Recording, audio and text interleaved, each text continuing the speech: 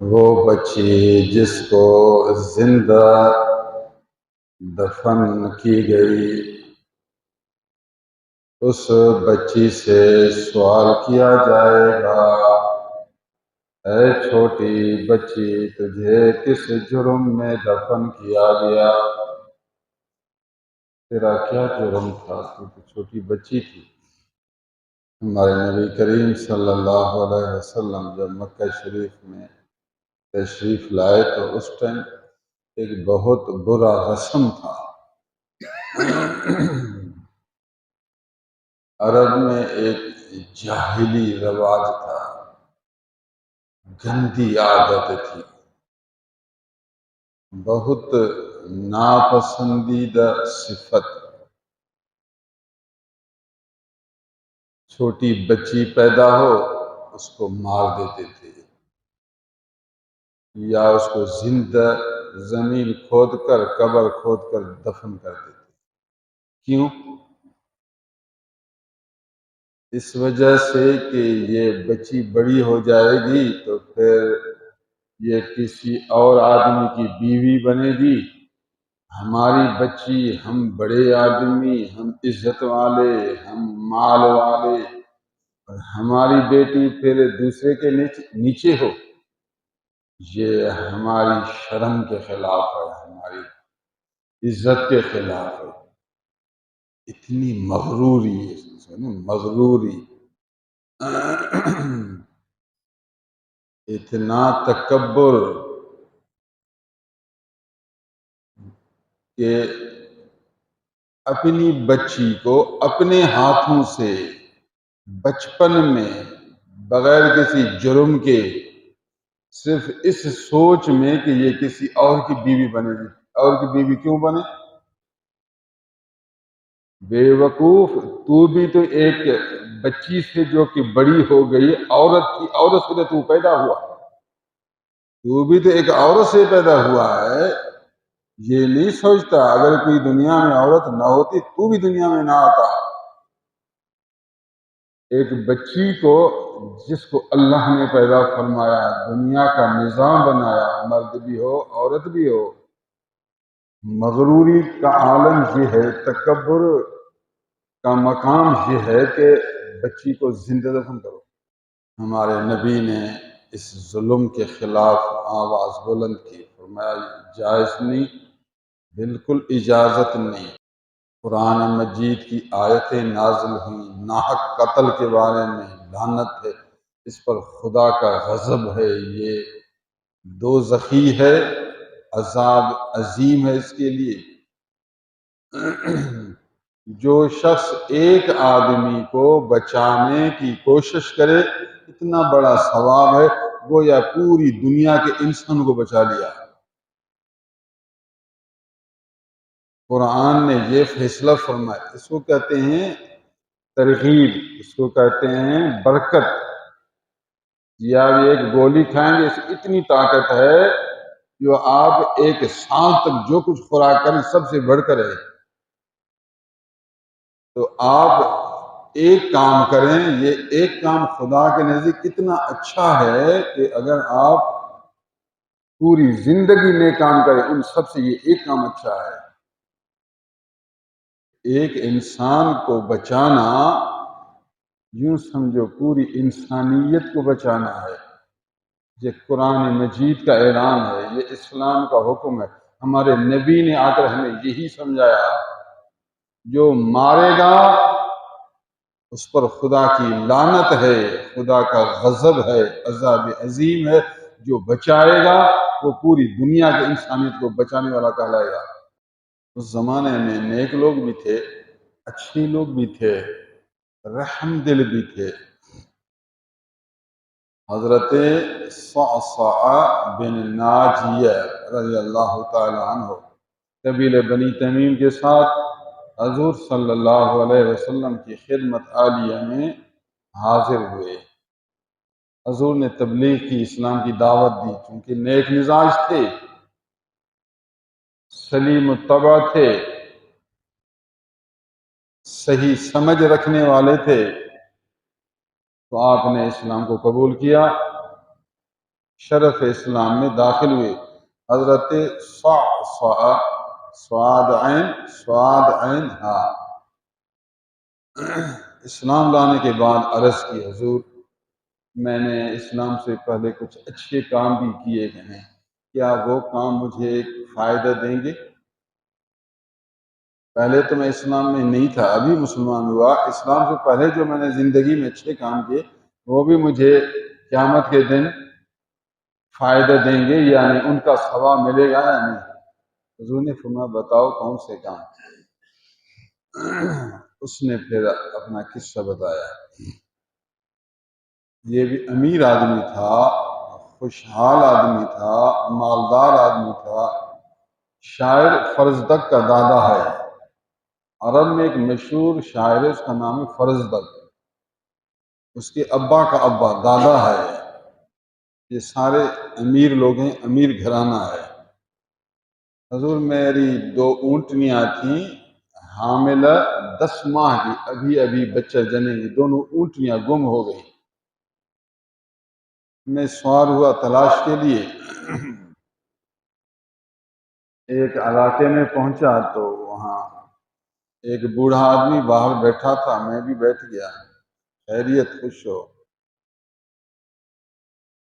خیر سے بیٹھے، کہا کہ اندر میری گھر والی کو درد ذہ ہے، بچہ جننے کی حالت ہے، اس لیے میں بیٹھا ہوں، اللہ خیر کرے، اولاد نصیب فرمائے۔ تھوڑی دیر کے بعد آواز آئی کہ بچہ پیدا ہوا۔ پوچھا کہ بیٹا یا بیٹی؟ آواز آئی کہ بیٹی ہے۔ تو اس بوڑھے نے کہا کہ اس کو وہاں ہی دفن کرو، مجھے اس کا چہرہ بھی نہ دکھاؤ، دفن کرو۔ میں پریشان ہوا کہ اللہ کا بندہ، بچی پیدا ہوئی ہے اور تو اتنا نفرت کرتا ہے، کہتا ہے اس کو دفن کرو۔ میں نے اس کو سمجھایا کہ ایسا نہ کرو، بچی کو دفن نہ کرو، اس کو نہ مارو، گندی عادت ہے یہ۔ میں نے کہا چپ کرو، نہیں، میری بات نہیں مانی، میں پریشان ہوا۔ میں نے اس کو کہا اگر تو بالکل بچی کو نہیں چھوڑتا تو پھر مجھے دے دو بچی۔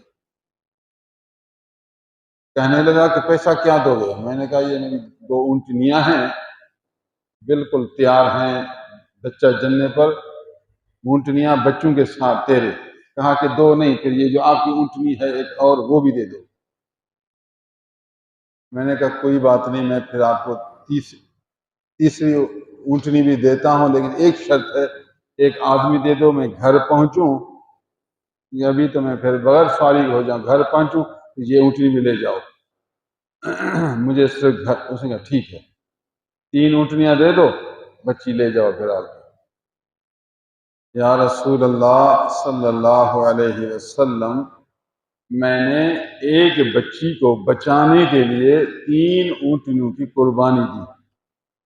گھر میں میری کنیزہ تھی، خادمہ تھیں، وہ پال رہی تھی، بچی بڑے ہو گئی، مجھ سے کھیلتی تھی، پیار کرتی تھی، مجھے بڑا مزہ آیا۔ سبحان اللہ، بچوں کو دیکھو کیسے پیار کرتی ہیں، کیسے اچھی زندگی گزارتی ہیں۔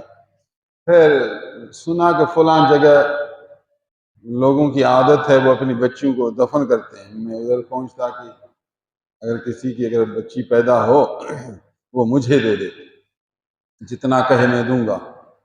وہ کہتے تھے کیا؟ میں نے کہا 2 اونٹنیاں، میں نے کہا 3 اونٹنیاں، میں نے کہا ٹھیک ہے 3 اونٹنیاں۔ حضرت فلاں قبیلے میں رواج ہے کہ اپنی بچیوں کو سب دفن کرتے ہیں، اس قبیلے میں پہنچتا، جس کی بچی پیدا ہو میں پہنچتا تھا، 3 اونٹ دے کر میں بچی کو لیتا، پھر گھر میں بچیوں کو پالتا تھا۔